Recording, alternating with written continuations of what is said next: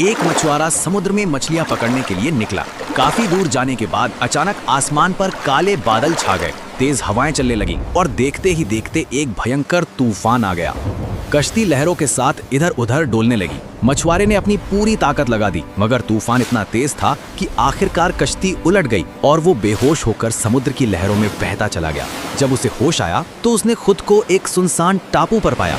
चारों ओर कोई इंसान नजर नहीं आ रहा था। वो आसमान की तरफ देखकर दुआ करने लगा, ऐ खुदा मेरी मदद कर, इस वीरान टापू पर किसी को भेज दे।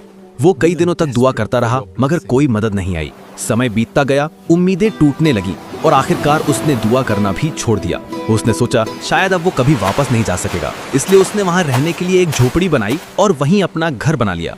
एक दिन वो खाने की तलाश में गया हुआ था। जब वापस आया तो देखा कि उसकी झोपड़ी में आग लगी हुई है। शोले आसमान को छू रहे थे और उसकी सारी मेहनत पल भर में राख हो गई थी। वो रोते हुए आसमान की ओर देखकर बोला, ऐ खुदा, मैंने तुझसे मदद मांगी, तूने मदद नहीं की। मैंने पनाह के लिए एक घर बनाया, तूने वो भी जला दिया। अभी वो इन्हीं सोचों में खोया हुआ था कि अचानक दूर से इंसानों की आवाजें सुनाई दी। वो चौंक गया, तुरंत उठा और किनारे की तरफ दौड़ पड़ा। जब वो वहां पहुंचा तो हैरान रह गया। कुछ व्यापारी एक बड़ी नाव के साथ टापू पर खड़े थे। वो खुशी से चिल्लाकर बोला, तुम लोग यहाँ कैसे आए? व्यापारियों ने जवाब दिया, हम समुद्र से गुजर रहे थे। जब तुम्हारी जलती हुई झोपड़ी का धुआं देखा तो समझ गए कि कोई मदद के लिए पुकार रहा है, इसीलिए हम यहाँ आ गए। ये सुनकर मछुआरे की आंखों से आंसू बहने लगे। वो आसमान की तरफ देखकर बोला, ऐ खुदा, मुझे माफ कर दे। मैं तुझसे शिकायत कर रहा था और तू तो मेरी मदद का इंतजाम पहले ही कर चुका था।